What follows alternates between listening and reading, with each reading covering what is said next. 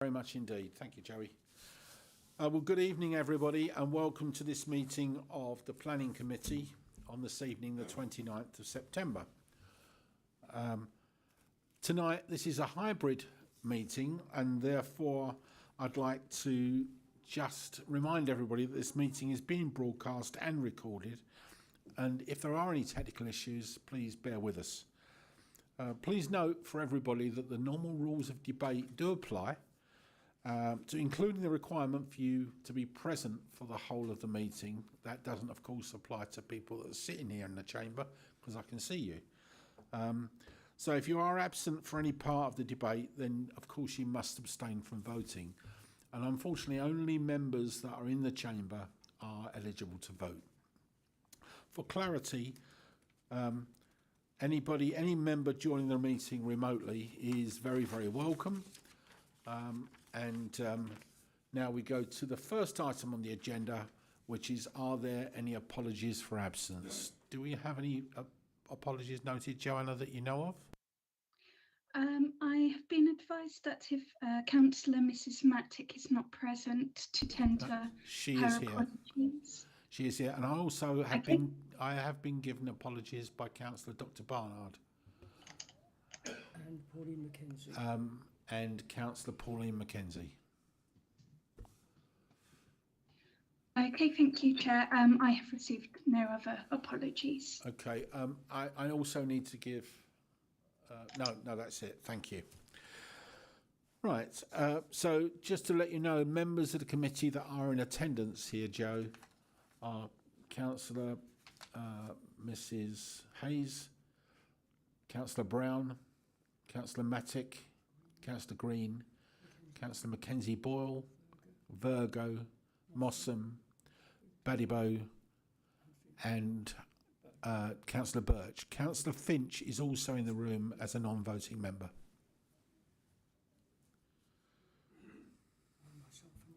Oh, and obviously myself and the Vice Chair, Councillor Brossard. Lest we forget.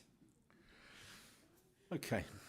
Agenda item 2 is to agree as a correct record as the minutes of the previous meeting. Are there any questions of accuracy of the previous minutes? Councillor Brown. Sorry, Chair. It's just the title of it there seems to be a bit of a typo. I wonder if they would. Which page is that on? Page 3 of the agenda. It Page says 3. Isle Thor planning. Yes, it's just a typo. Oh, Opposite Collins Head.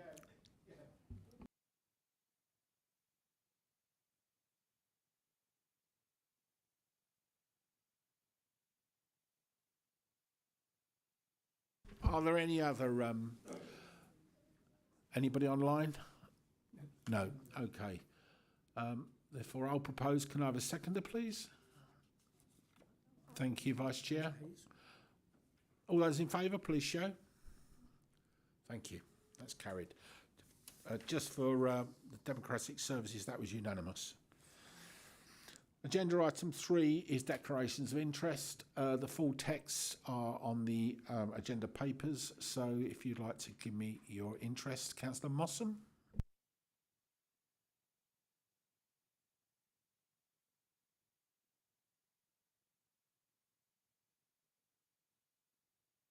Oh, Councillor Birch. Can you? Oh, you haven't. You just need to make sure your microphones come alive first. All right. Yes, Vice Chair. Thank you very much, Chairman. Yes, I would like to declare an affected interest. The next door neighbour, Michael Sanderson, is a Sandhurst Town Councillor. He's also the Mayor of Sandhurst. So I just want that to be recorded. Which please. item? It's, sorry, item number 3, 121 College Road. Okay. So it's affected interest, but not not right. Not Okay. pecuniary. Okay. Councillor Mossam. I'd like to declare an affected interest. I'm Deputy Mayor of Sandhurst Town Council, and Councillor Sanderson is the Mayor. Okay, so it's just an affected interest.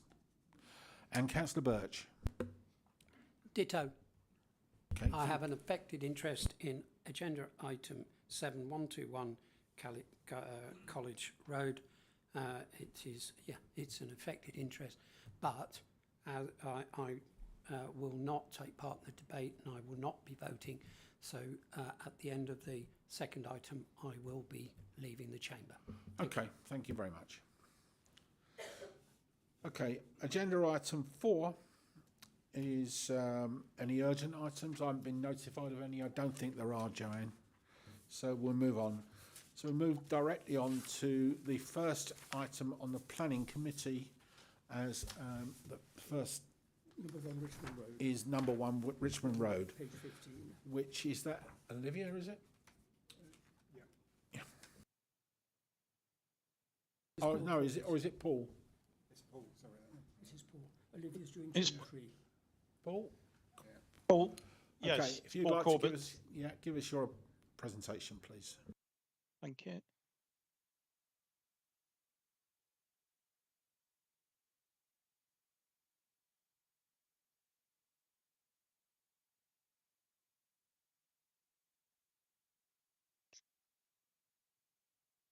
I'm just checking, Chairman, that you can see the image. Yes, I can see the image of the application. Thank you. Thank you.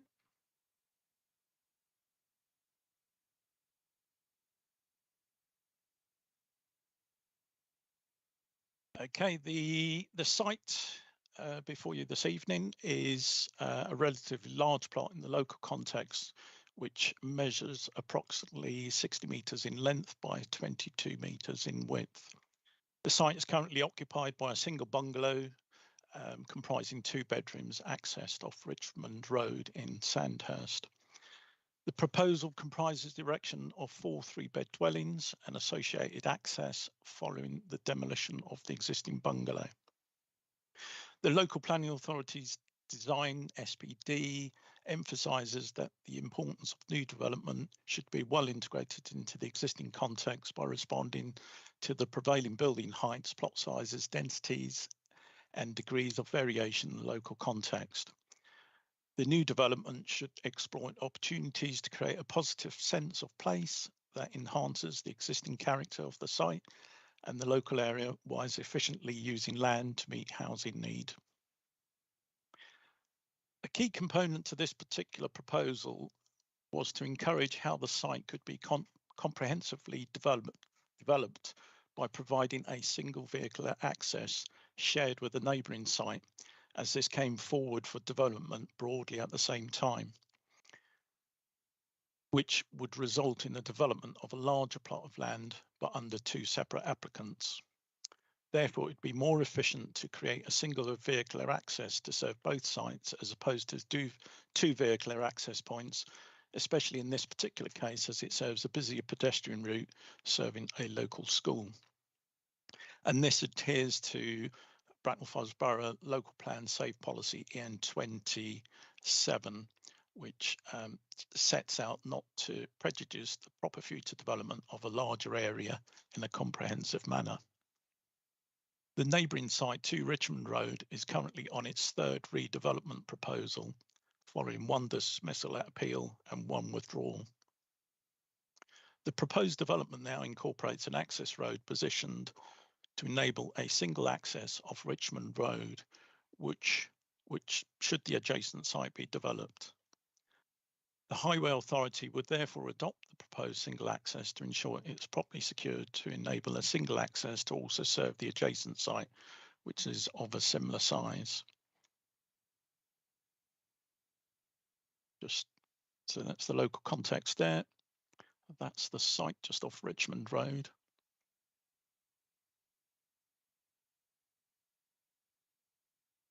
And just explaining the access arrangements, that's what the Highway Authority are seeking to achieve in this case.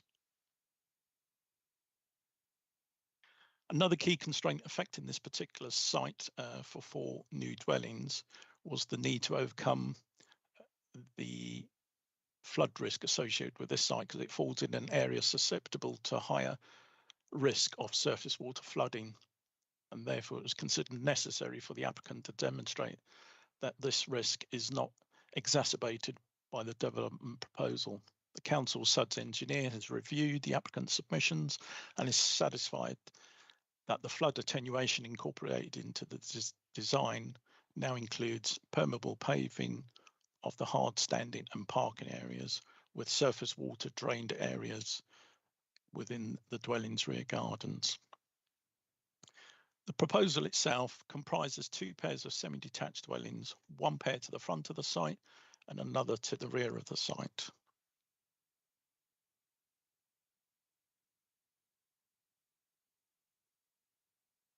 As illustrated there. These are not considered to detract from the residential character of the area, which is made up of primarily 2-storey residential properties interspersed with some bungalows. It is considered the proposed development for dwellings on the site makes an efficient use of this brownfield site with a layout that provides satisfactory site access with well-proportioned private gardens of at least 10 metres in depth. The proposed development provides 2 car parking spaces and cycle stores within the garden of each plot, which is compliant with the council's parking standards. Although visitor spaces are not required for developments of 4 dwellings, should the neighbouring plot to Richmond Road be developed and accessed using this single access, the turning head within this development, then the area of the turning head southeast of plot 4 could then provide 2 visitor parking spaces to serve both developments. The proposed ridge heights are measured at 8.3 metres, which is not dissimilar to the height of number 84 on the corner of Richmond Road and Branksome Hill Road. I'll just illustrate those for you. So 84 Branksome Hill Road is on the left, bottom left-hand corner there.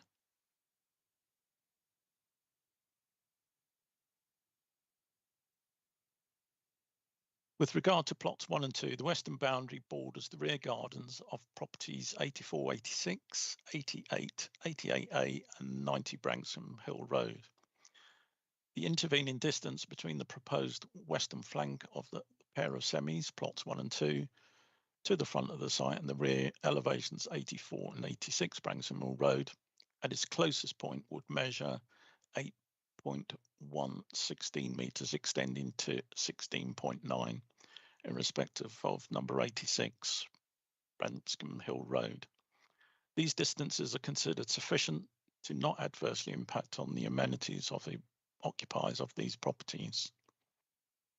Regarding plots 3 and 4 to the rear of the site, these have been specifically designed to avoid adversely impacting on the privacy to number 92 Branksome Hill Road, where the rear garden runs at 90 degrees to the rear boundary of the site. The rear elevations of plot 3 and 4 have an offset of 10.5 metres from this boundary. The proposed first floor accommodation is laid out with bathrooms to the rear of plots 3 and 4, such that the first floor rear facing windows serve bathrooms only, and as such will be obscure glazed and fixed shut windows with the exception of top fan lights for ventilation. The proposed accommodation within the roof void also incorporates purposely designed high-level roof skylights to avoid overlooking of the rear garden of 92 Branksome Hill Road. It's therefore considered that the design that's been incorporated in terms of siting, scale, mass, etc., would not detract from the appearance of the local character of the area, both in relation to the site itself and in relation to adjoining building spaces and views. I'll just move on to various elements of my presentation. So that's plots 1 and 2 to the front of the site with the access road immediately to the right with the turning head. And you'll see the little nib that goes into the northern section. This is the part I was just talking about, that if the site ended up with a T formation that would enter the site next door, this space would be freed up for visitor parking, which would be required for a larger site. This is plots 3 and 4 to the rear.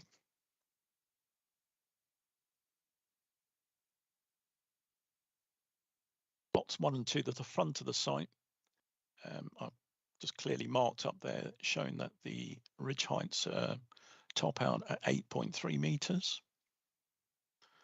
Plots 1 and 2, this is their floor plans. So standard facilities on the ground floor, living, kitchen, dining, with 3 bedrooms on the first floor. A roof plan of plots 1 and 2 to the front. Elevations regarding plots 3 and 4 to the rear. As you can see here, I've highlighted all the key components that needed to be addressed to avoid overlooking of 92 Branscombe Hill Road. So the first floor rear facing rooms also bathrooms, so are therefore reasonably can be obscure glazed and fixed shut as illustrated there. The skylights in the roof void are also high level. That means 1.7 metres above the finish internal floor level, which will prevent overlooking. So they would still be openable and therefore useful in terms of ventilation. Similarly to the front, the ridge heights are 8.3. That's just a cross section to illustrate the roof void accommodation and the point I made about the 1.7 metre minimum height that is required to avoid overlooking of that is internal to the plot itself, but also the neighbouring plot 92 Branscombe Hill Road. These are the floor plans relating to plots 3 and 4 to the rear. So again, kitchen, living spaces on the ground floor.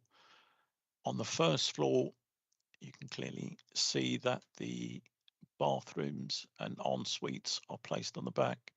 Therefore, entirely reasonable that all those rear-facing windows at first floor will be obscure glazed.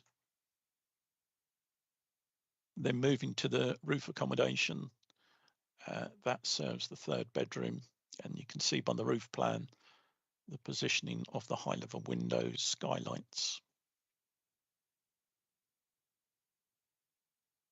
Some photographs. This is taken from Richmond Road. As you can see, just by the yellow arrow is the actual site and the existing bungalow that is planned to be demolished.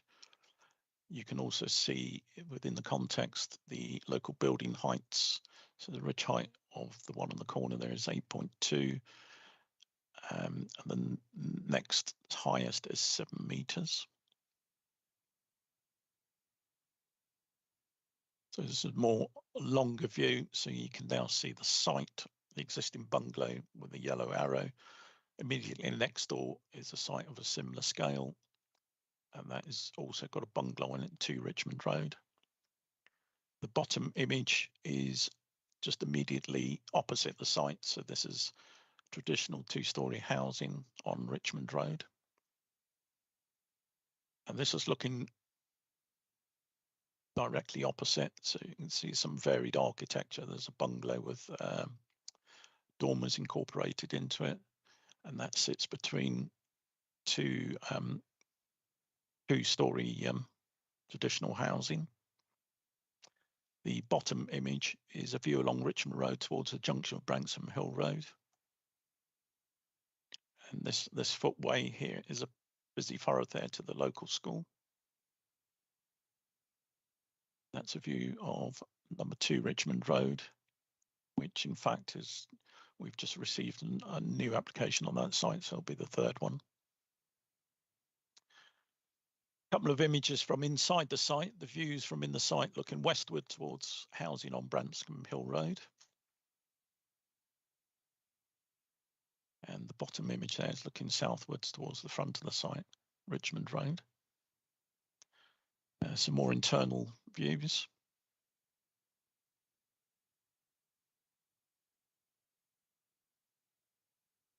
These are views taken from within the site, but also from 92 Branscombe Hill, so rear garden looking towards the site.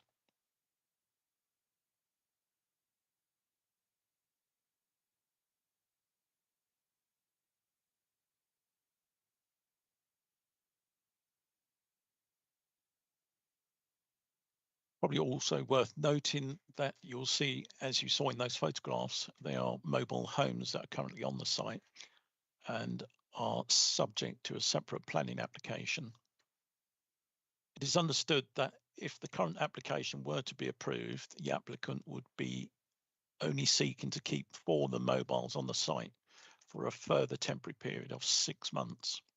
Then these would be reduced to 2 mobile homes for the duration of the build.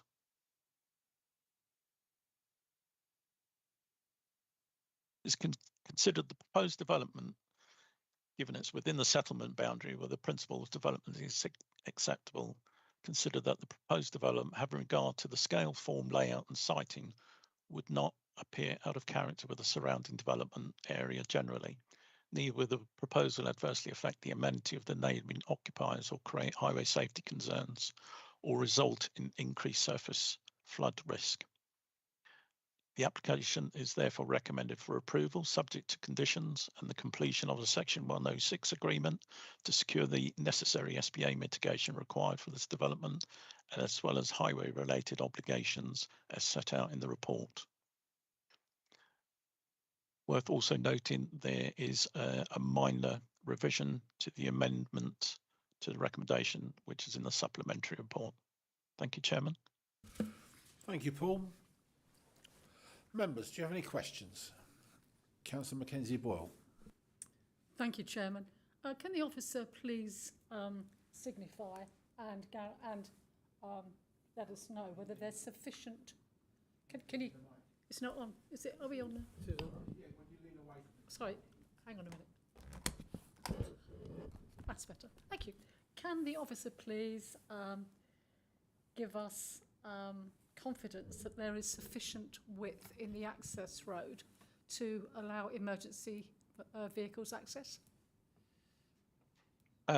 Chairman, can I defer to the Highways Officer to answer that particular question? Yeah, sure. Andy, do you want to pick that up? Good evening, committee. Andy Wells, Highways. Yes, the access has been specifically worked with the applicant such that the width proposed for these 4 dwellings is sufficient for emergency vehicles and for the residents of the dwellings proposed in this application, but also it is deliberately placed adjacent to the eastern boundary with number 2 Richmond Road, such that should number 2 Richmond Road come forward with an acceptable application, the access could be widened into number 2 Richmond Road's boundary to create an adoptable standard road that would then serve both this development and the neighbouring development, thus having one point of access onto Richmond Road for the overall number 1 and number 2 Richmond Road developments, as opposed to having 2 separate access points to the 2. But in answer to your question directly, yes, it is sufficient width to accept emergency vehicles. Thank you, Andy. Any other questions? Councillor Mrs Hayes. Well, you can imagine what my one is going to be, sir, because it's what when it says emergency vehicles, not my trucks, the council's waste trucks. I've just been looking at what the officers state as such as the bins to be put out and placed at the curvature. But I have concerns because it seems very tight, not only tight for movement of vehicles on that site, but also then you have the problem of the lorry being able to turn. Have they taken that into perspective? Okay, Andy, is that one something you want to pick up? Yes, I shall reply again.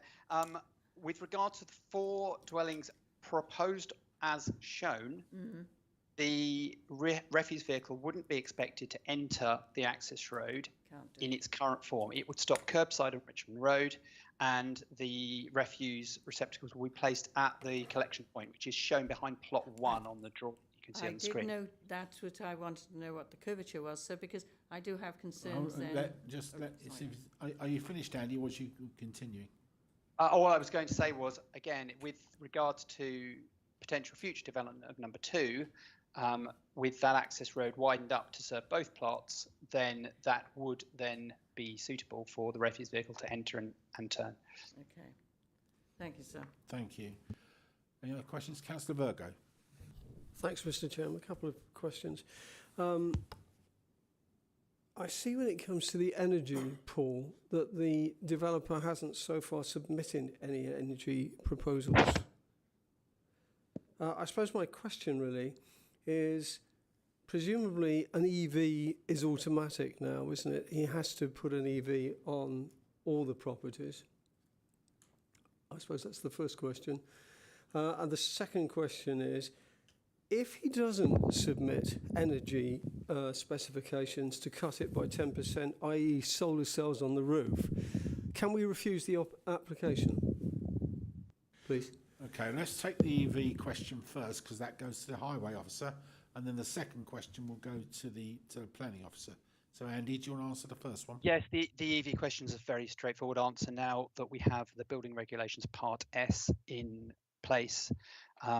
The building regulations part S requires provision of EV charging for each plot.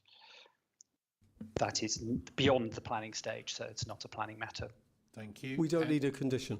No, it's part of the regs, It's part of the building regulations. Okay. And the second part of the question was that under the energy demand statement, if the developer can't provide evidence that of a saving of energy, would that then be an automatic refusal? Do you know if that's right, Paul? Yeah, I don't think it's necessarily a refusal, because they would just need to demonstrate that they can or cannot meet that percentage. They may be able to meet it in other ways, such as more highly insulated property. Okay, so it's all dealt with under condition 7. Yeah. Yes. Yeah. So they can't begin development until such time as they've demonstrated this. That's correct. Right. Thank you. Any other- Mr. Chairman, can I ask one other point? Paul, you mentioned the mobile homes. I'm confused by this. Has he got permission for mobile homes presently?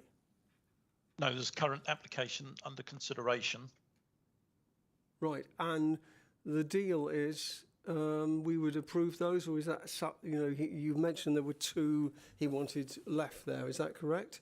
He is seeking a temporary consent, only a temporary, and as mentioned in my presentation, that would be a temporary consent for 6 months for the 4, which you saw in the photographs, which would be reduced to 2, which would see through the development proposal, then they would be removed. Got it, thanks. Okay, so just for clarification, Paul, should members be minded this evening to approve this application, would that be automatic approval of the temporary consent for 4 mobile homes, reducing to 2, reducing to 0, or does there's still an open application on those mobile homes? There's still an open application on those mobile homes, so it's a separate application and is not up for consideration of part of this application. In fact, the mobile homes might be considered under the construction management plan only. Okay, thank you. Vice Chair, you had a question. Yes, I have. Thank you. Thank you, Chairman. Question first for Paul. If page 18 makes reference to plots 3 and 4 having the accommodation over the 3rd floor, can we actually see the layout again? I know you brought it up, but it was fairly brief, and I just wanted to see the configuration of it for plots 3 and 4 for what is effectively referred to as a void, but provides the accommodation. That's correct. So that's the elevational plan, and the floor plan is... So you can see the ground floor on the left, and the first floor plan is on the right-hand side there, and you can see the architect has purposely annotated those windows as obscure fixed shut windows, and then on the top floor, which you're referring to, or the loft plan, you can see there's a further bedroom there. Oh, right, yes. Yes, that's fine. Okay, then. I understand. Question then, if I can, for Andy, please. Paul mentioned about the permeable surfacing for the access road. Will that canals be a bonded surface, or will it just be loose gravel that could potentially migrate onto Richmond Road? In this instance, we've requested the ability to have this road adopted, and therefore would have to be constructed to adoptable standards, and therefore it would likely be blocked paved, permeable construction, or maybe permeable asphalt. That's correct, Andy. Just in the key there, the drainage key does annotate it as permeable paving. So it would not be a loose surface, to answer your question. That's correct. Any other questions, members? Councillor Badibo. Thank you, Councillor Gbadebo here. Thank you for the presentation. During your presentation, there was a few mention of plot number 2 with regards to highway and access and things like that. Now, my understanding is that we should always, in planning, consider the application plot, regardless of what is happening on the other side. So I'm a bit, I just need clarification of what impact the development of number 2 has on the what's it called?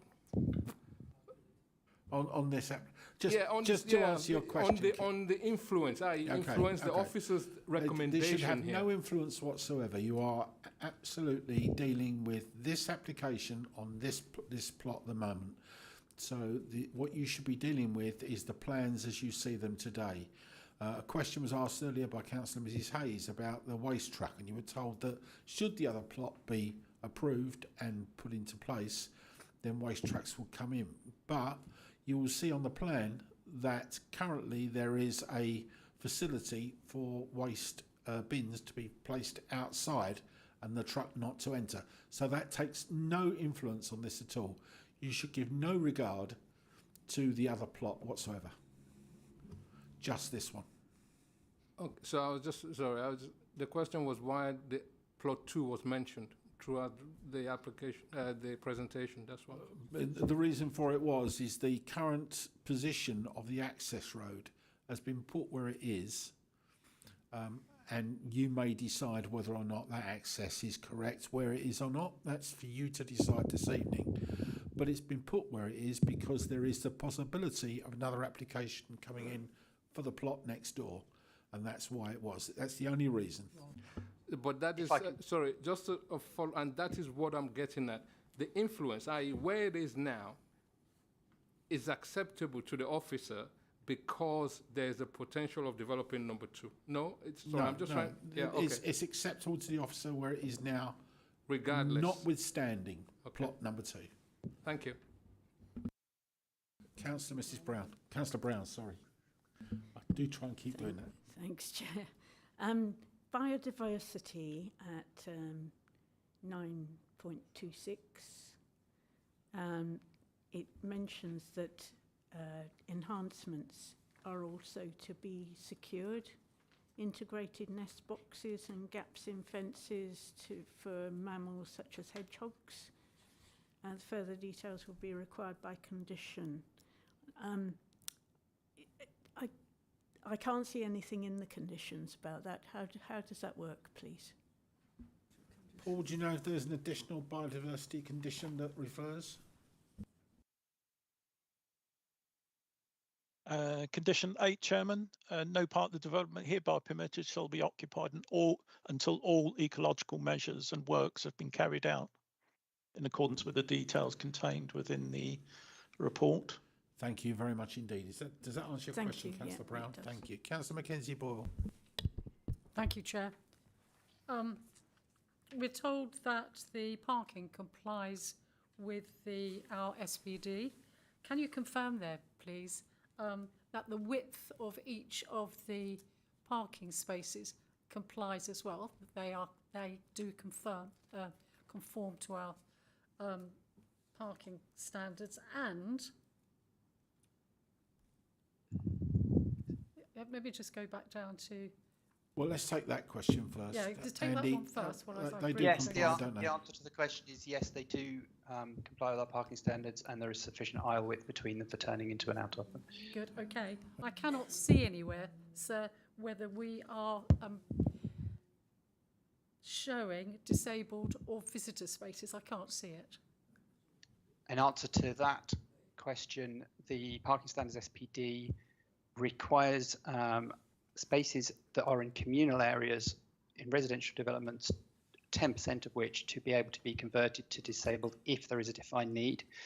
Firstly, these spaces are not communal, they're allocated.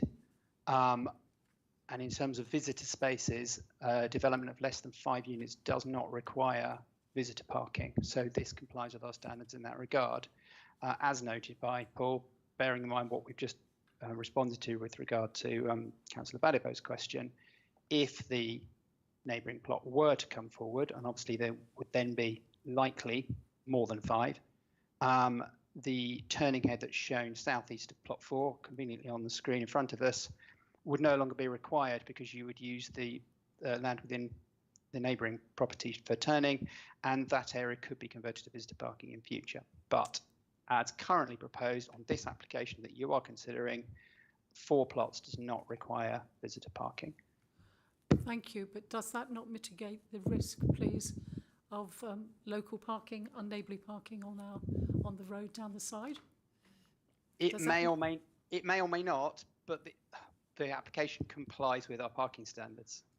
Shall we not be pragmatic and say that there's the possibility, probability that that will happen?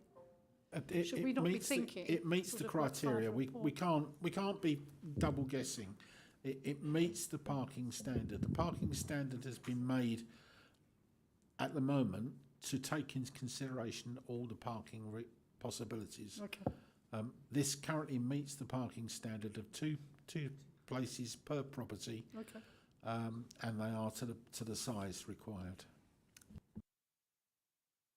Anybody else? Okay, Councillor Badibo.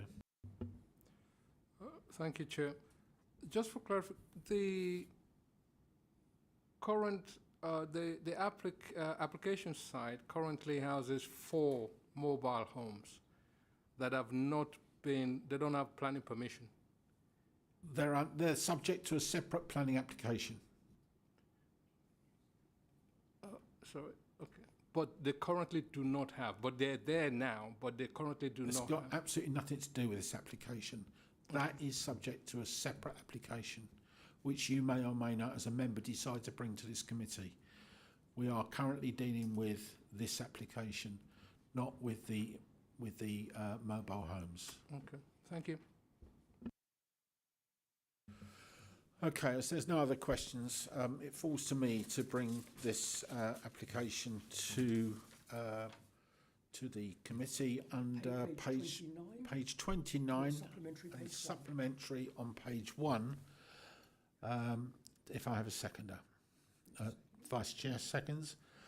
Members, as you can see, the officers have done a lot of work on this application. There's been some objections with regards to this, and these objections are mainly around overdevelopment of the site, drainage issues, highway safety issues, impact on neighbours' amenity, and foul drainage issues. Both the foul drainage and the drainage issues are dealt with in the report. As it's only 4 properties on this site, it can't be deemed to be overdevelopment, unfortunately.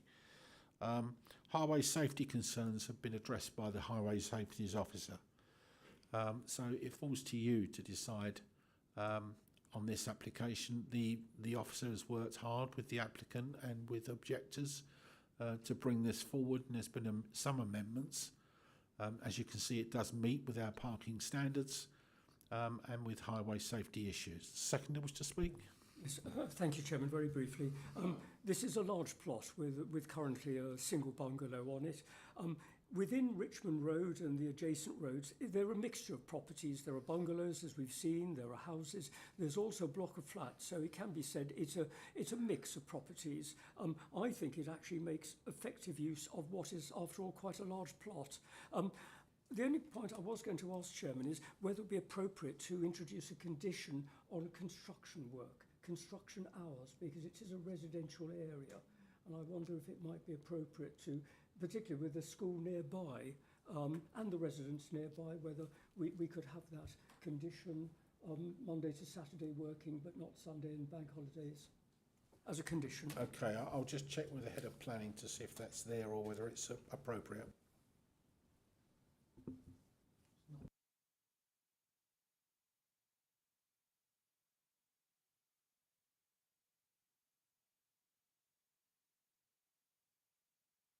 Okay, I'd agree that we can add hours under condition 19. Condition 19 states that the development, including demolition and clearance, shall take place until the scheme has been submitted and approved in writing for things like parking of vehicles, and we could add hours on that. Yes, on I think that. we should. Because So can we add the otherwise standard hours that that we put on that, which is I think 8 till 6 Monday to Friday, 8 till 1 on Saturday, and not at all on Sundays or bank on holidays. Sundays and bank holidays. And public holidays, yes. All right, I'll accept that. So that becomes the substantive. Well, we've got it. Yeah. Yes, thank you. Okay. Does anybody else wish to speak? Councillor Mossam. Yeah, I'd just like to say I'll not be supporting this because I think this is overdevelopment. Putting 4 houses on a plot like that in the whole area is way overdeveloped. Branksome Hill Road and College Road, so I'll not be supporting it. Thank you. Any other member wish to speak? Okay, as no other members wish to speak, nobody online? You're online. Okay, thank you very much indeed. Okay, there's only been one member say that he won't support it insofar that he feels that it is overdevelopment. This is a large plot, and if we take the dwellings per hectare, it's well below the dwellings per hectare in the area.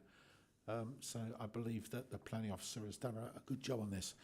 All those in favour to approve, please show. 1, 2, 3, 4, 5, 6. That's 7. And against? 1, 2, 3. So that's 7-3. The motion's carried. Thank you. Okay. If anybody wishes to leave or stay, you're more than welcome. The next item on the agenda is 37 Stony Road, which is Olivia. Yes, thank you, Chairman. I'll just bring up my presentation now.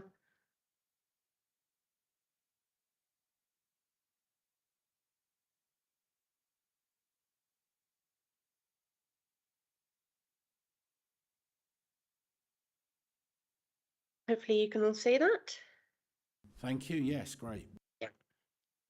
This is an application for the provision of one new dwelling house and enlargements to the existing dwelling house at number 37 Stony Road. You can see the application site hatched in pink and orange on the plan.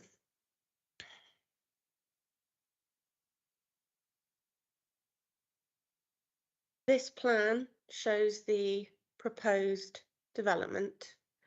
You can see the dwelling on the left is the proposed dwelling, with 37 Stony Road, the existing dwelling, on the right. We can see to the rear the proposed dwelling and also the proposed enlargements to 37 Stony Road. It should be noted that this application incorporates development that has previously been approved as part of an earlier planning permission for enlargements to 37 Stony Road. These include the single-storey rear extension and dormer window at number 37 Stony Road. Development on these elements of the proposal have been commenced. Here we find the floor plans. The red dwelling is the existing dwelling, and the grey and black and white plans show the proposed or the parts of the application under consideration. We can see that the proposed dwelling would have 3 bedrooms and that there would be a shared access between the dwellings to the rear gardens.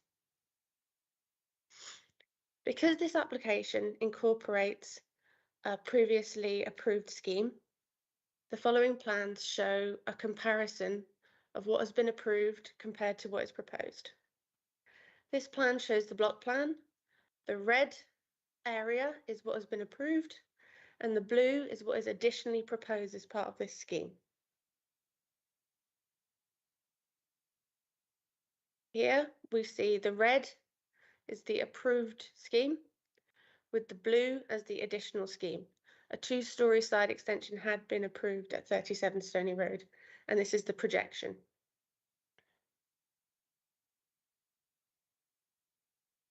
Turning to photographs of the site, you can see 37 Stony Road with the construction development on it. The proposed dwelling would be attached further to the left of this site. Here's another view of the site, and you can see it's bordered by this row of protected trees. And another view where you can see the properties running along Honey Hill Road.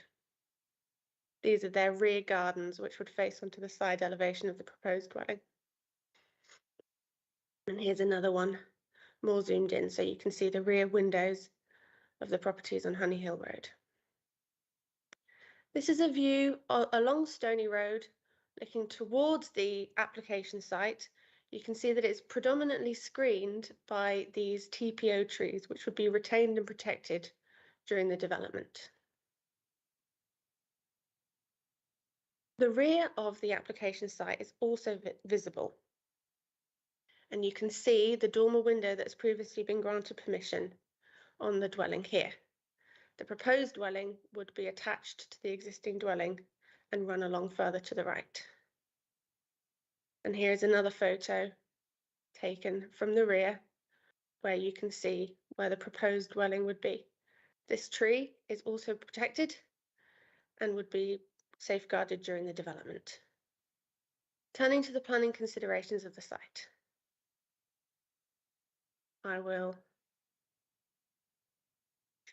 The application site is within the defined settlement boundary.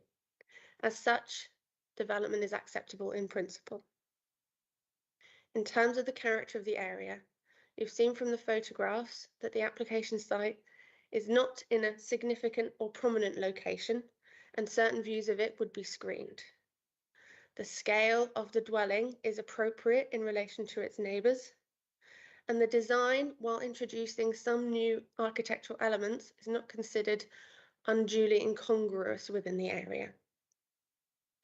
Taking into account the existing planning permission on the dwelling, the proposed dwelling is not considered to have an adverse impact, a significant adverse impact on residential amenity.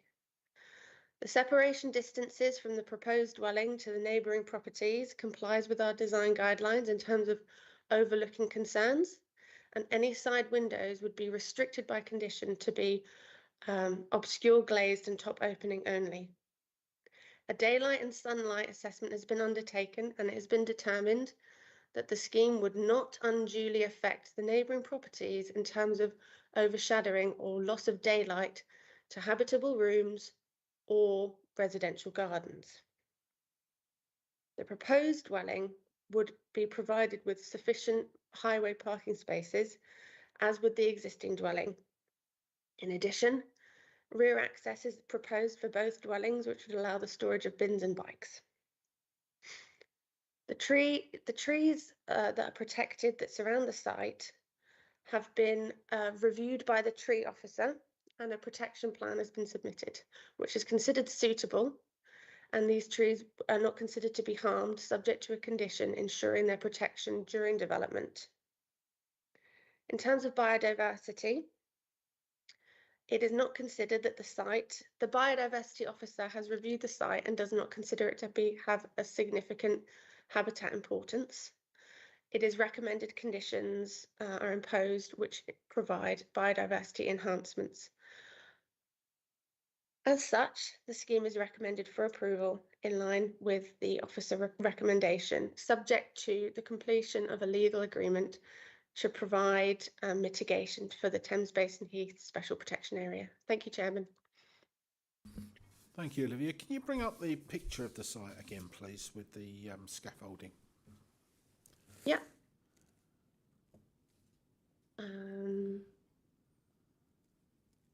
This one? Yeah. So I'm just trying to understand with the erection of a separate dwelling to the side, how parking can be provided as well as protection of that tree? Is that tree rooted in the application site, or is it next door? It's next door. Let me just show you the block plan, which might make it clearer.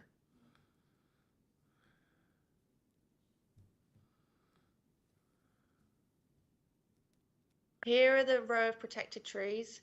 And you can see their canopy. The canopy does overhang the boundary, but the trunk is outside of the application site. And the driveway spaces are provided here. Okay, what about the very large tree that's to the front of the property? That's not shown on there, is it? That should be this tree. It could be the angle of, if you can see from this photo, maybe it's clearer, that the driveway comes up to just behind these bricks, and then the trunk is next to them here. Okay, and you said that the tree officer is satisfied. That very large tree, now I'm no tree expert, but what is it, an oak or something like that? Wouldn't that have quite a wide root area? Yes, the root protection area is wide. It extends substantially underneath the driveway, but the driveway, as you can see, is already laid to hard standing, and no development is proposed on what is an existing driveway. That's why the tree is not considered to be significantly harmed. Okay. Members, do you have any questions? Councillor Mackenzie Boyle.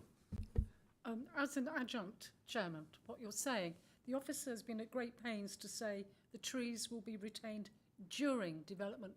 That rather begs the question that after development, or is it going to be a TPO, a proper TPO? The trees are currently TPO'd, and there's no proposal to remove the TPO. The trees aren't on the land of the applicant, and the tree service have no concerns that the TPO would be impacted by the development, subject to the protection. Councillor Virgo. Thanks, Mr. Chairman. Can I follow that question up? Olivia, what's the distance between the end of the route and the building, please?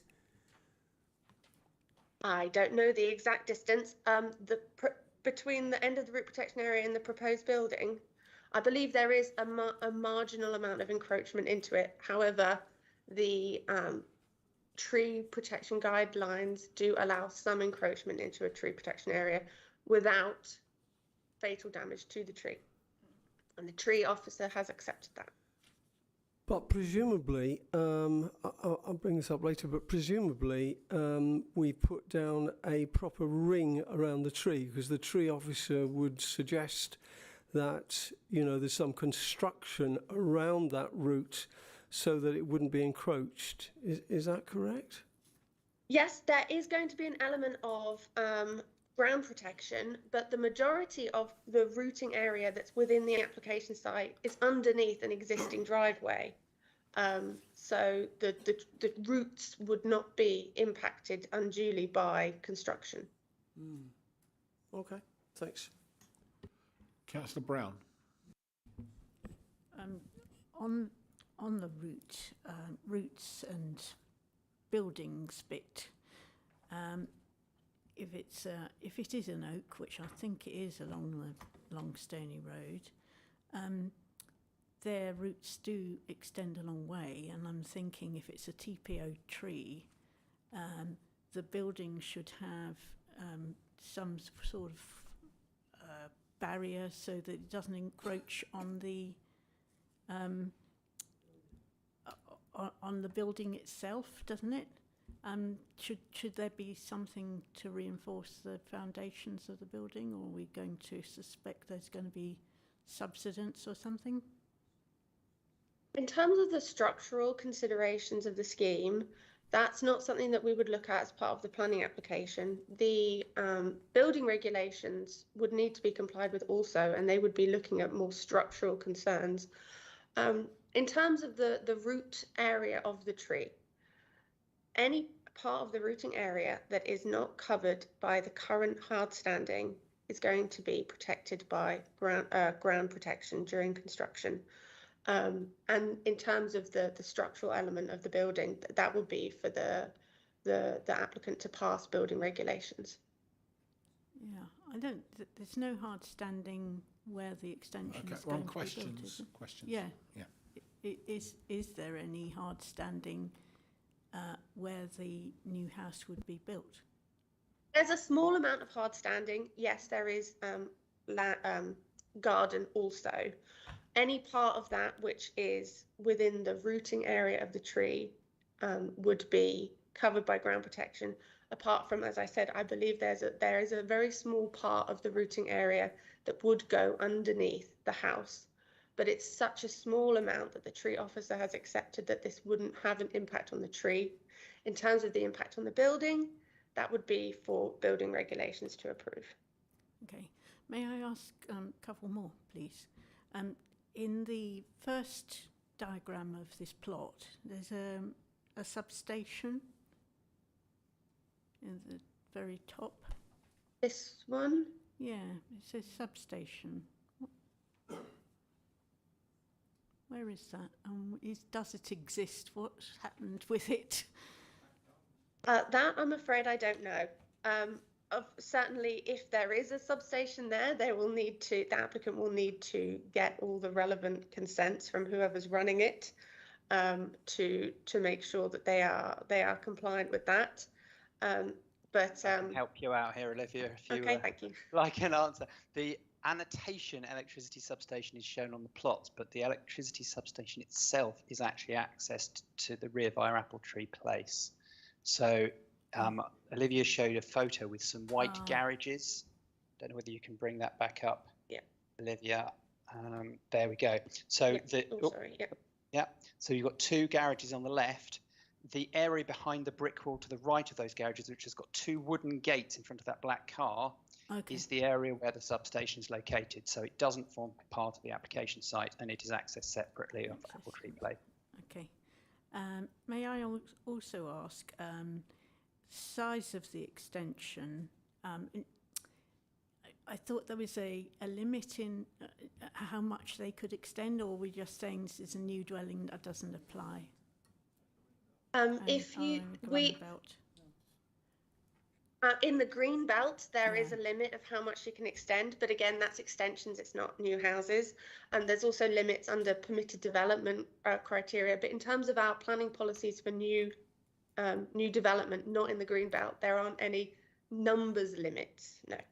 Okay. May I continue? I've got a couple more, sorry. What does, when you say the daylight, sunlight is not unduly affected, what does that mean, please? When we're assessing a planning application, we use the British Research Establishment's sunlight layout planning for daylight and sunlight, site layout planning for daylight and sunlight, which provides guidelines on separation distances and the orientation of new development in relation to houses and the position of the sun. The scheme has been assessed against those guidelines, so they talk about separation distances and the angle of the sun in relation to that. And due to the separation of the application site to the nearest house, it meets the British Research Establishment's requirements, and that's why we've considered it to be acceptable in this case. Yeah. And one last one. Biodiversity enhancements. Is that the sort of nesting boxes and stuff like that? Or? That's absolutely right. We require it by condition. We haven't specified what they want to propose, but they will need to provide some kind of biodiversity enhancements, which we'll consider as to whether they're suitable. Yes, things like bat boxes and bird boxes are kind of the standard approach. Okay, thank you. Councillor Green.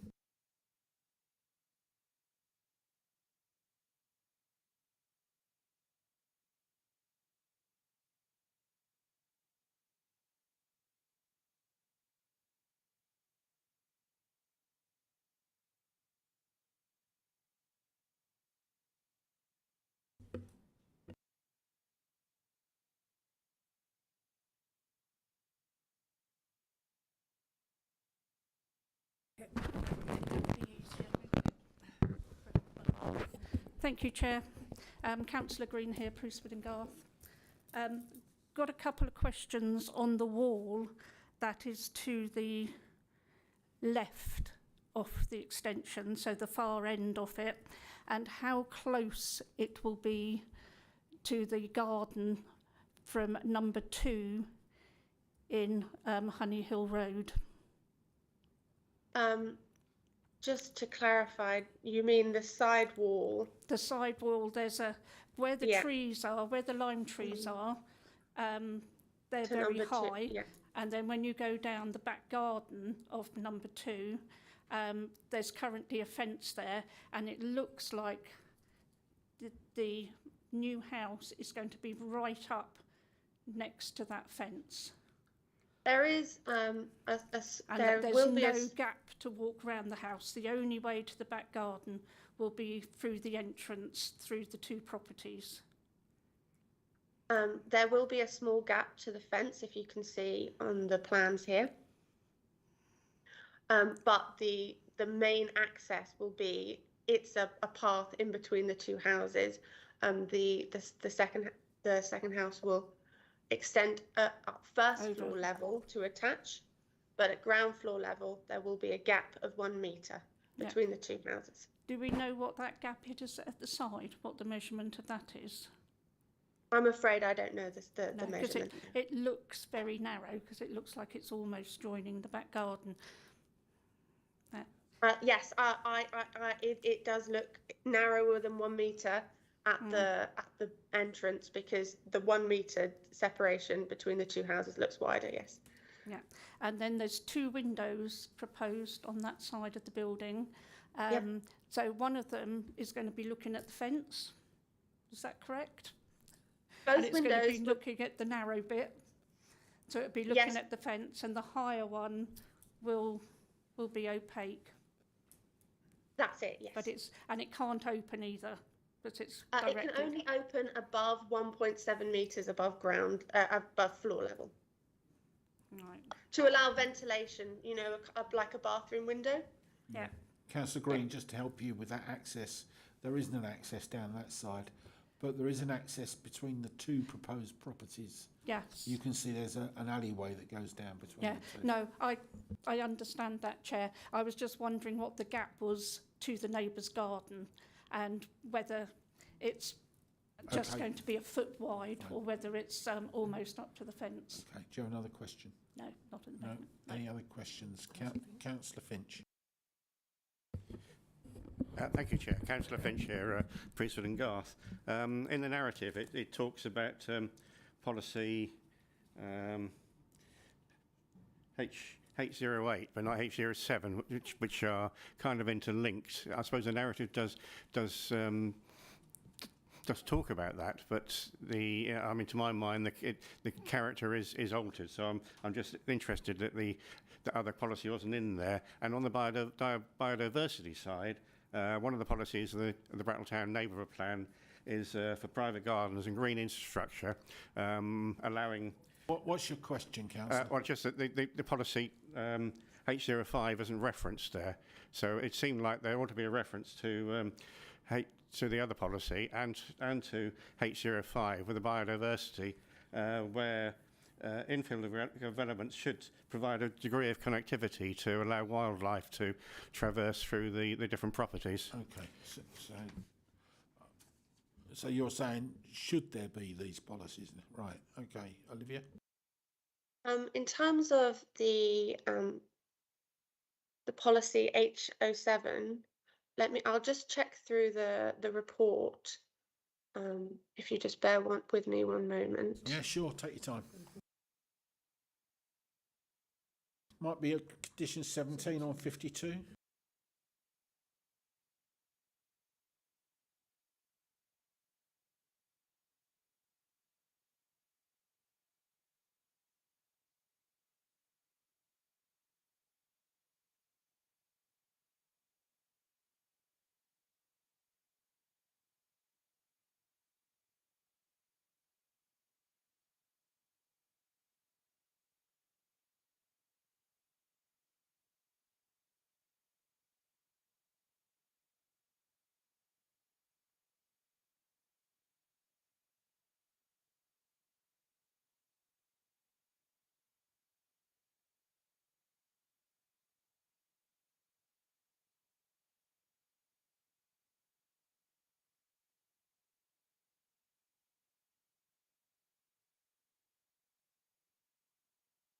Yes, sorry, there is no reference to H07 or H05, so I'm just checking through the neighbourhood plan to see how they could be related to this scheme.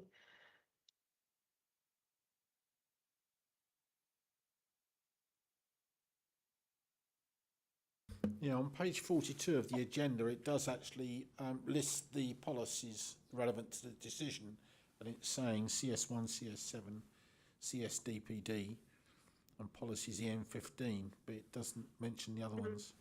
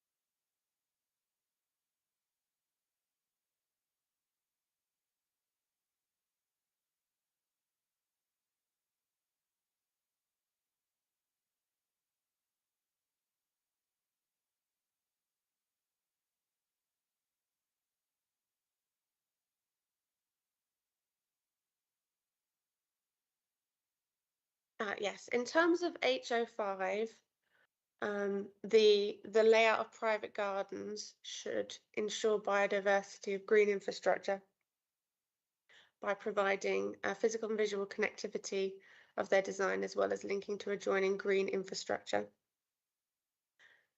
In terms of this application, there is no green spaces that the application site could link to, but the biodiversity enhancements should we can amend the condition to ensure that it does include connectivity between gardens, for example, to ensure the movement of biodiversity. Okay. In terms of policy H07, that's to do with building energy efficiency. I apologise, it's not referenced. However, we have included conditions requiring energy efficiency and generation as part of the scheme. So answer your question, Councillor Finch. Does that answer your question? Yeah. Okay. Councillor Balibo. Thank you, Chairman. Looking at the pictures here, is there a proposal to move the door of the existing building to the left? I'm looking at the drawing, the red and blue drawing. The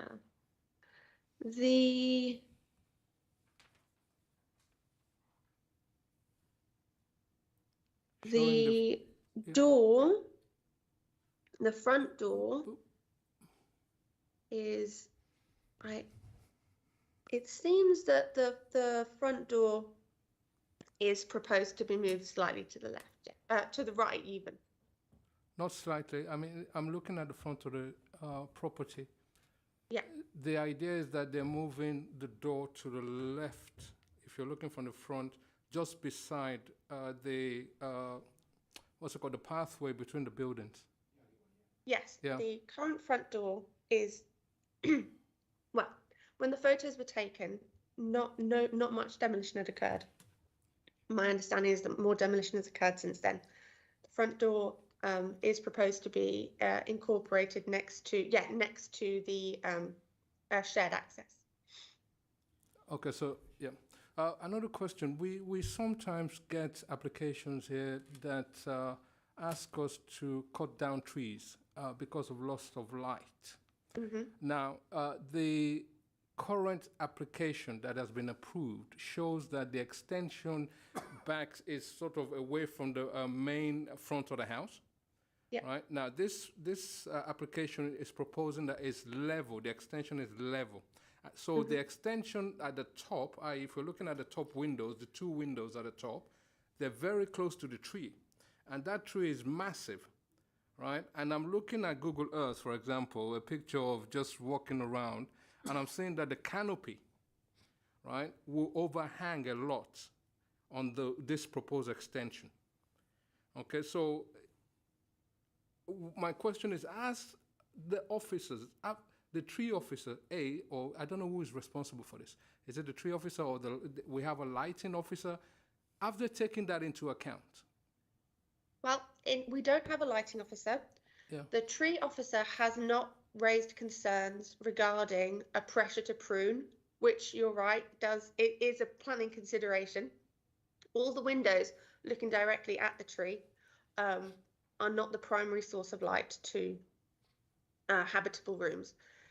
In terms of the front and rear, the front facing windows, like I said, the tree officer hasn't raised concerns in terms of pressure to prune, and also the nearest window at first floor level is to the hallway, so it's again not a habitable room, and then the next window is slightly further away from the tree. So we don't consider there to be such a likelihood of a pressure to prune that the tree service would be under undue pressure to grant such a pruning request. Sorry, for clarification, when you say not habitable rooms, the rooms on the first floor of this application, they are habitable, or am I missing something? Yes, but if you look at the floor plan that I've got up on the screen, yes, the two windows or the two rooms nearer the tree at first floor are bathroom at the back and hallway at the front. Those rooms have less of a demand for daylight compared to the bedrooms, which are further away from the tree. But since nobody has looked at it, it is very difficult to prove at this point in time that. But we're on questions at the moment. If you want to go into debate later, that's fine. But we just need questions, Mike. I think maybe it's just technical because I'm trying to work out the distance between a tree and there's no measurements here, so it's very difficult to and it would be unfair to me for me to ask that question of the officers tonight. Any other questions, members? Councillor Brown. Councillor Brown, Priestwood and Garth again. Impact and character of the surrounding area. I don't think there's any other sort of third floor dormer windows around. No, we're on questions at the moment. Yes. So is it? Are you asking? Are there any other similar ones, or are there any other like that, except for the next door house? Is my question. I couldn't say for sure that there's any others except for the next door house, but the next door house does already have permission for the rear dormer window. Councillor Brossard. No, that's better. No, that's fine. Olivia, question for you. We received quite a long email this afternoon from one of the residents linked in with a number of the other residents who also had expressed concerns. Specifically, and I don't know if you were able to answer this, they're on page 7, this question. There's the 18.2 metre distance to number 2 Honey Hill Road. Were you able to measure that? And are you able to comment on whether it's within the criteria in terms of the distances as reported in the agenda? Yes, I can comment on that. The separation distances in our design guidelines refer to rear windows being at least 22 metres from the rear boundary of neighbouring properties. This is to avoid overlooking concerns. It's not a rear to side relationship like the separation between 2 Honey Hill Road and the application site. Nevertheless, we can still apply that 22 metre distance in terms of a concern for overlooking. And that's why we've imposed conditions recommending that any upper story windows are restricted to avoid overlooking because of the distance is not as great as the design guidelines. Oh, thank you, Olivia. Okay, any other questions? Right, as there's no other questions, it does fall to me to move the officer's recommendation, which is on page 49 and as amended by the supplementary sheet on pages 1 and 2, if there is a seconder.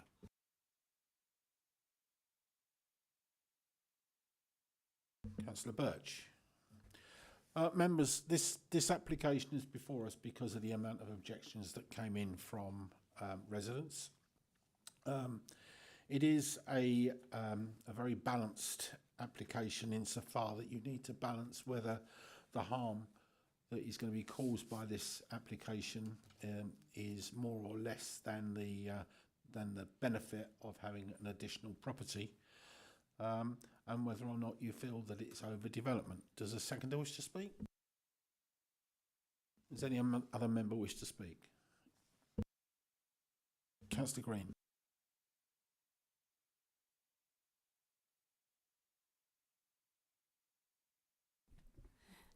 Thank you, Chair. Councillor Green here. I will not be voting for this due to the size, the bulk and the proximity to the neighbouring properties, and I have an alternative motion. You're giving notice an alternative I'm motion. giving Should notice this of fall? an alternative motion, yes. Thank you. Any other member wish to speak?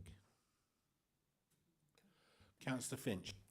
Yes, as you alluded in your summary there, it is somewhat subjective. This, to my mind, this is altering the character of the area, and the infilling is changing the way the thing looks. A lot of what we've got in the Brattletown neighbourhood plan is about the green space, the extra little green spaces, and the way the street scene works. I mean, we have seen the photographs up and down Stony Road there, but it's much more apparent when you're actually on the ground, and you can see the difference and how different they look from the outside. And to my mind, this will change the character and change the juxtaposition of the houses around there. The whole thing with the building in the new town was creating these high quality buildings and spaces, which in certain areas in Priestwood and Garth we have seen other houses built on the end, and it works, and it does give us the extra housing, but there is also a trouble of an incremental effect, where if other houses down this road start doing the same, the whole design starts to deteriorate, which I suppose doesn't quite impinge on this application, but it's a worry that I have going on to the future. Thank you. Any other member wish to speak? Councillor Brown. Yeah, Chairman, this, I believe, is a step too far in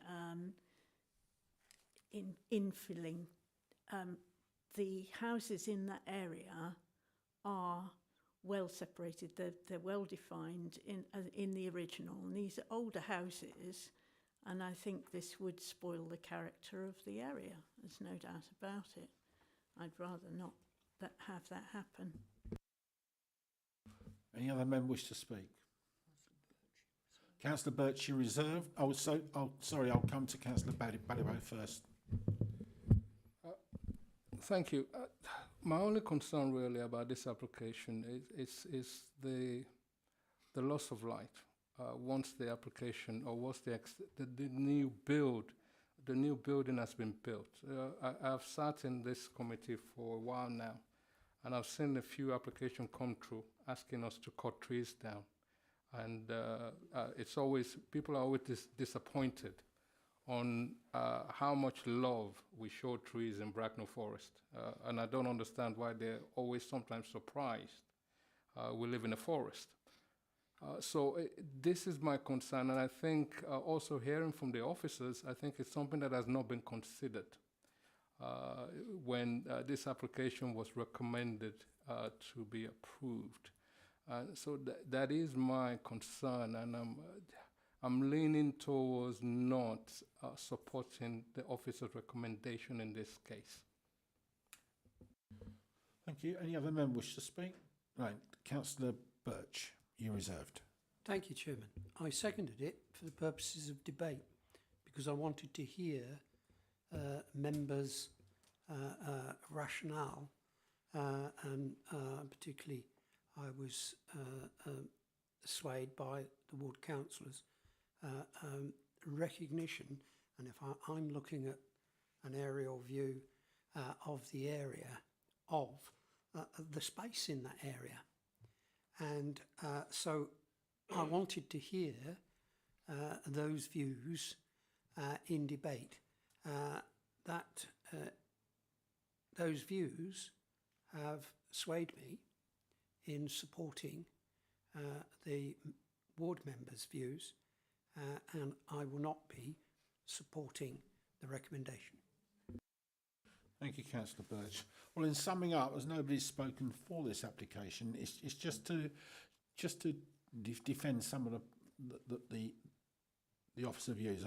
Councillor Baddyboat, I'm sure the officers did consider the trees, and you heard that the tree officer made representations, and light was considered.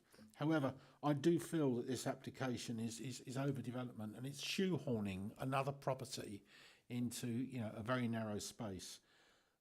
You have to take into consideration that there's already extant permission for quite a large extension on the side of the property, and of course the tree officers would only look at the safety of the tree, if you like, or the future health of the tree, and not the amenity to the neighbours. I do feel that there is an overlooking issue here, even though it's side on. People don't only look 180 degrees out of their window. They do look to the side. And so I won't be supporting this application. All those in favour to support the application, please show. Okay, there's nobody. All those against, please show. 1, 2, 3, 4, 5, 6, 7, 8, 9. For the Democratic Service Officer, that's 11 votes against and 0 votes for. So the motion falls. Councillor Green, you gave notice of an alternative motion. Do you have that with you? Do you have copies of it with you? I do. Yeah, could you hand those out to, or can it go up on the screen? Olivia can, yes. Yeah, Olivia, can you put that up on the screen, please? Unless she's frozen there, I think. Yeah, no problem. right. I'll put it up. I'll put it up.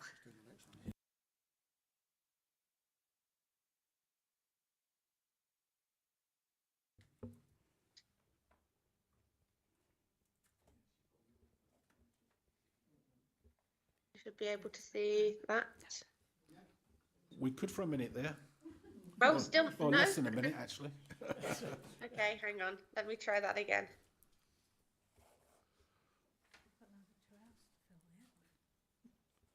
You see it now? No, not yet. Yeah. Can you make it bigger, please? Yeah, no problem. That's great. Yeah, great. Okay, can every member see that? Or do you want me to read it? I'll read it if you like. Yeah, by all means. Councillor Green, you read it. Yeah. Having read the officer report and heard the debate, I am not persuaded by the issues and arguments raised and therefore move to follow the alternative motion. The application 21-00792 full to be refused for the following reasons. By reasons of its size, bulk and proximity to the neighbouring properties, the proposed dwelling would be considered an unneighbourly form of development, resulting in adverse overbearing impacts to the detriment of the amenities of the occupants of the neighbouring properties, contrary to Safe Policy EN20 of the BFBLP, Policy CS7 of the CSDPD, the Design SPD and the NPPF. The second reason is in the absence of a planning obligation to secure suitable avoidance and mitigation measures and access management monitoring arrangements in terms that are satisfactory to the local planning authority, the proposal would be contrary to Regulation 63 in brackets 5 of the Conservation of Habitats and Species Regulations 2017 as amended. Policy NRM6 of the South East Plan, Policy EN3 of the Bracknell Forest Borough Local Plan, Policy CS14 of the Core Strategy Development Plan document and the Thames Valley Heath Special Protection Area Supplementary Planning Document 2018. Thank you very much, Councillor. Do you have a seconder for that, please? About half a dozen here.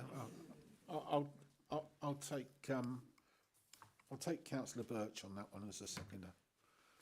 Are there any questions from members? Okay. Does anybody wish to speak? Councillor Brown. Yes, Chairman, I really think that this is a good step in protecting our trees and our old garden habitats and the residents as well. And I really welcome it. Thank you. Thank you, Councillor Brown. Any other member wish to speak? Did you wish to sum up, Councillor Green? No, I think I've said everything really. Don't think I've got anything else to add. Thank you. Thank you very much. All those in favour of the alternative motion, please show. That's 11-4. Any against? 0 against. Did you get that, Joanna? Yes, I did. Okay, thank you. Yeah, you've given notice you need to leave, and if anybody else wants to leave, you're more than welcome.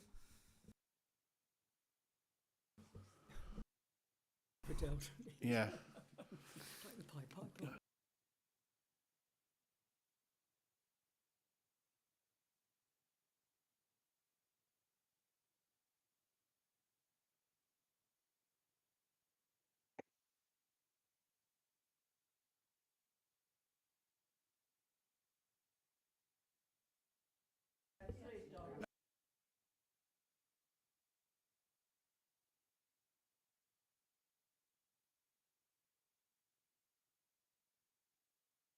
Right, we move on then to the next item on the agenda, which is 121 College Road. Which is page 55. On page 55 of your agenda. Olivia.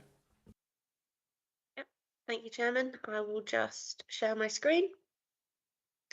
You can let me know if you can't see anything. Yeah, we can see it. Thank you. This is a planning application which is for a single-storey rear extension following the demolition of a conservatory and the installation of 2 air conditioning units. This application is a revision of a previously approved scheme, and therefore the majority of the scheme is retrospective. Compared to the original scheme, the rear extension has been built 1.5 metres deeper than approved, and the 2 air conditioning units are additional elements of this scheme. The air conditioning unit at the front has been installed, and the air conditioning unit at the rear has not been installed, pending the determination of this application. This plan shows the location of the application site. This is a historic plan which shows the conservatory, which was previously there prior to the demolition of the conservatory and installation of the rear extension. I'll show you some plans. This is the previous situation with the conservatory and the rear elevation that is currently in place. Shows a single-storey rear extension with a flat roof and 2 roof lanterns. Here we have the front elevation, existing and proposed. Well, approved as lawful and as a sort, because the air conditioning unit has been installed but is under consideration of this application. And you can see it is in the bottom left corner. And here we have the conservatory layout plan and then the extension as built. Also shown on this plan is the proposed air conditioning unit, which would be on the roof of the extension as built. And here is the other side elevation with the conservatory that was demolished, and then the extension as built with the air conditioning unit on the roof. Here are the floor plans which show that the extension serves a kitchen diner and utility room. And here is a roof plan which shows the position of the roof lanterns on the rear extension and the proposed location for the air conditioning unit on the roof. These plans illustrate the comparison of what has been approved compared to what has been built. The plans you see here are the approved scheme with the blue area showing the increased depth compared to what has been approved. So the depth of 1.5 metres extension over and above what was approved, which has been built on the floor plans and the side elevations. Here's a block plan showing the location of the rear extension. And then we have some photographs. Since the extension has been built, the photographs show the location of the extension. We have a view towards the extension from the garden. Here's a view down the side elevation. Another view of the rear extension as built. And then the relationship to the other side fence boundary. Here's another one showing the relationship to the neighbour. Here's a view from the front of the dwelling, down the side, apologies, taken from the front. And then taken from the front on the other side to show the relationship to the boundary. We can see here the air conditioning unit to the front, which has been installed. It's another view of the application site in the context of the street scene. And here are some photographs from neighbouring properties towards the application site, so you can see the impact or the view of the development from the neighbouring properties. It's this red brick single-storey extension from the neighbours' gardens. See there, above the fence line. And then here is a view taken from a first floor window towards the towards the development under consideration. And there's the air conditioning unit again, and then another view of the extension. Turn to the planning considerations. The first thing that must be noted is that the majority of the scheme has been granted planning permission. The scheme under consideration is 1.5 metres longer, and as such, we should determine whether this additional 1.5 metres results in an unacceptable scheme. The development of the extension is located to the rear, and therefore the impact on the street scene is very limited.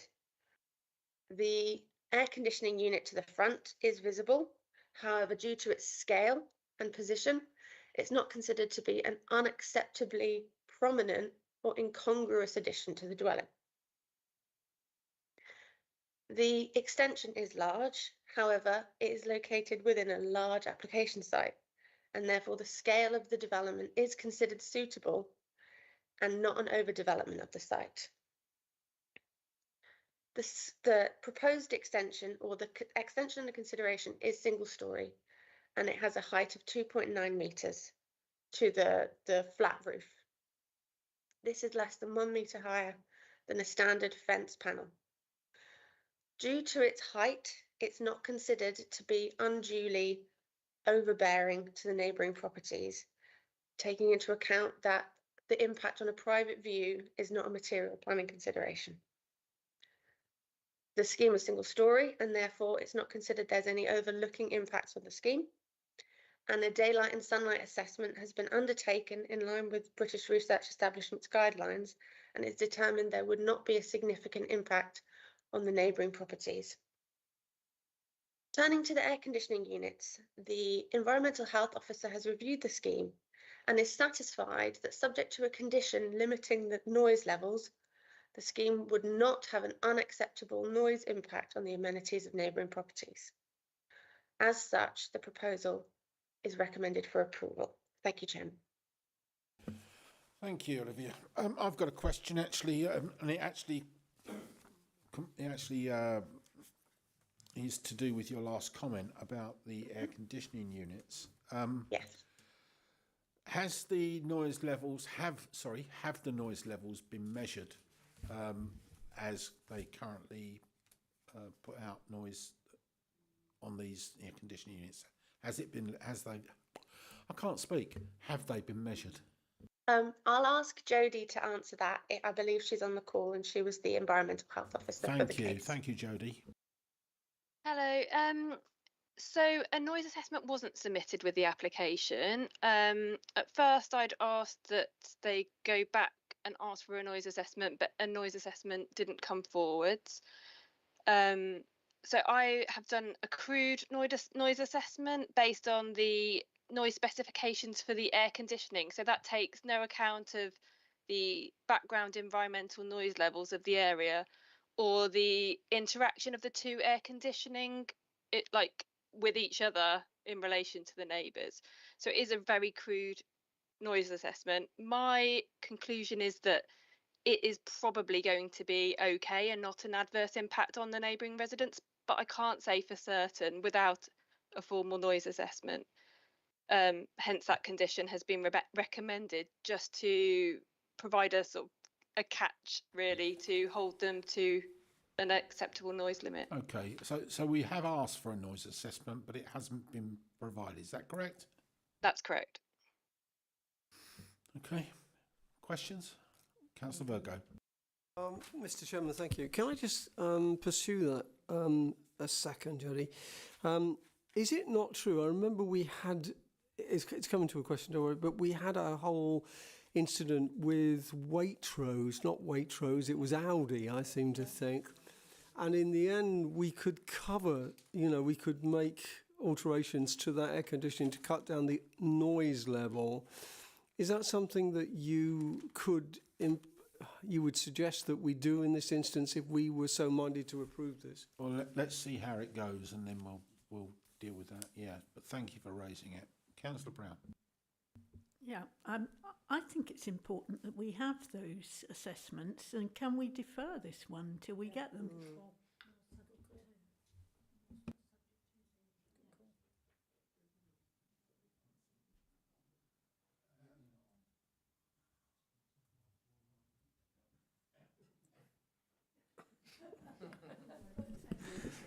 Thank you, Max Baker, Assistant Director Planning. Yeah, I mean, I think it would be inappropriate given that this application has already been deferred and we have that condition which would ensure that acceptable sound levels would be achieved. If the condition wasn't there, then I would be looking to secure the assessments that you're asking about. Thank you. I think I demoted you earlier by calling you head of planning. I'm sorry about that, Max. Councillor Mackenzie Boyle. With all due respect, I'm not sure, perhaps I shouldn't be saying the word trust, but I'm not sure I can actually take that worry away about the noise levels. They actually haven't adhered to the planning application anyway. Have they not made well, the... let's just keep this, keep it as per planning guidelines. Anyway, your choice is to either vote for or against this application. So I understand what you're saying. Thank you, sir. Councillor Brossard. For that, Chairman. Olivia, if I can refer you to, because there's two questions which are interlinked. On page 57, 5.5, would it be correct to say that had the extension not been built for the extra 1.5 metres, then it would have actually reduced the distance that's referred to in 5.5 to 4.4 metres? Let me just quickly open up the report. Yeah. I'm trying to establish the impact that we would have next door with the extra length as opposed to the original application, which was built on the basis that it was going to be 7 metres. So it's 5.5 on page 57. 5.5, okay, thank you. The impact on 119 College Road.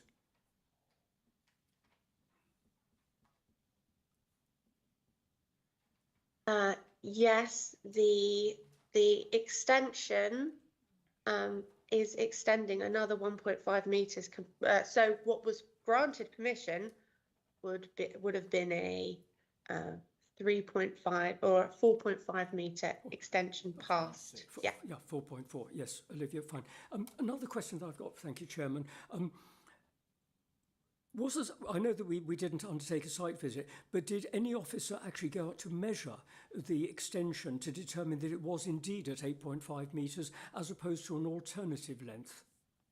Yes, the planning enforcement officer went out and measured the extension, so we can be confident that those measurements are the correct ones.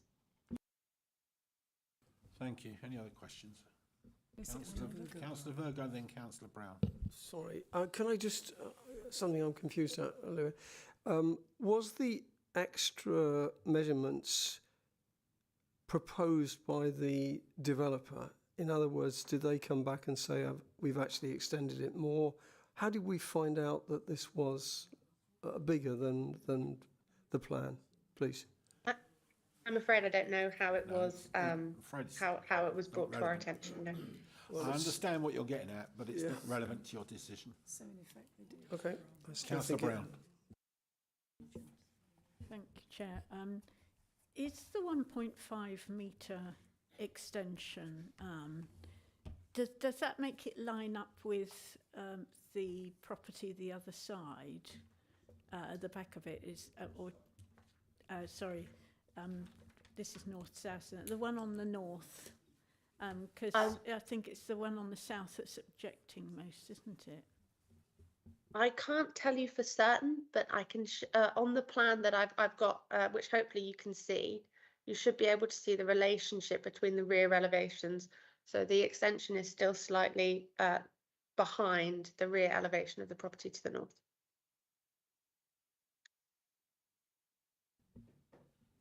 Okay. Any other questions? No. None on the chat? No, Chairman. Okay. Well, I can't propose this application. I'm sorry. So, would anybody else like to propose this application? Well, I'll do it for debates. It's got to be proposed. So, I'll propose this application, which is on page 64, with as opposed by the supplementary on page 2. Is there a seconder? You want to second it? Okay. This application is before us. You may remember that we deferred this application from the previous meeting for a site visit. And unfortunately, we have not been able to arrange a site visit even on this second application. The reasons why we haven't been able to arrange this site visit is not for debate here this evening, but needless to say, we haven't been able to arrange it. There is concerns amongst members that this extra 1.5, there are concerns, I believe, that this extra 1.5 metres is just a bridge too far, or a metre and a half too far. At what point do you say what breaks the camel's back? And the fact that the applicant has been asked for a noise assessment, and the applicant has decided in their infinite wisdom not to provide that noise assessment, also gives me concerns. Does the seconder wish to speak? Working with, oh sorry, it is now. Sorry. I totally agree with what you said. I think everyone here is very unhappy with it. And, you know, when you just can't get simple information from them, it really does leave you to be worried about it. Thank you. Does any other member wish to speak? Councillor Brossard. Thank you, Chairman. We've got a situation in front of us where effectively planning permission was given for a rear extension which was to be 7 metres. It's actually been built at 8.5 metres. And, you know, in terms of a percentage increase, I actually consider that is quite substantial. It also effectively alters the relationship with number 119 in terms of the distance, as the case officer said, reducing it then to 4.4 metres. I can't support it. Thank you very much, Chairman. Thank you. Councillor Brown. Yes, Chair. I agree on the extension of the length, but I'm also very concerned about the noise. And I really think we should require a noise assessment from both of those, and, you know, variously and together. Thank you. Thank you. Councillor Virgo. Mr. Chairman, I think members have spoken. It seems enormously big to me, and I don't think I can support it. But one thing I would like to propose, that if the members do decide to approve, that we ask that there be cladding around both air conditioning units to protect the sound, because I think we've been here before, Mr. Chairman. So I propose that, but I don't know if I can support it, to be honest. Thank you. Any other member wish to speak? Okay, as nobody's spoken for the application, I think it just leaves me to sum up to say I do have wording for an alternative motion should this motion fall, and I will put it to the vote. All those in favour to approve, please show. And those against? 1, 2, 3, 4, 5, 6, 7, 8, 9. 10 against. The motion falls. Would you like me just to read the alternative motion, or do you want me to hand it out? Read it? Okay. Having read the officer report and heard the debate, I am not convinced, and therefore, by reason of its size, bulk and proximity to neighbouring properties, the proposed development will be considered unneighbourly form of development, resulting in adverse impacts to the detriment of the amenities of the occupants of the neighbouring properties, contrary to safe policies EN20 of the BFBF BLP, CS7, CSDBD, Design SPD and NPPF. Can I have a seconder? Second. Should we Thank you. specify that it's 119 College Road when you say the neighbouring property? No. Oh, just leave it by that. Okay, seconded by the Vice Chair. Anybody else wish to speak? You want to speak for this, or? Well, I don't know. I just wanted to ask a question. Is the air conditioning unit part of? Adverse impacts to the detriment of the amenities is in there. Okay, thank you. It's like blue sheets, you know, but less is more. Okay. Anybody else wish to speak? All those in favour of this refusal, please show. That's the same amount of votes, so that's 3, 6, 8, 10 votes for. Any against? None against. The motion is therefore carried. Thank you very much indeed, members, and I wish you all a very good evening. And if you could let us know, Joey, when we're offline.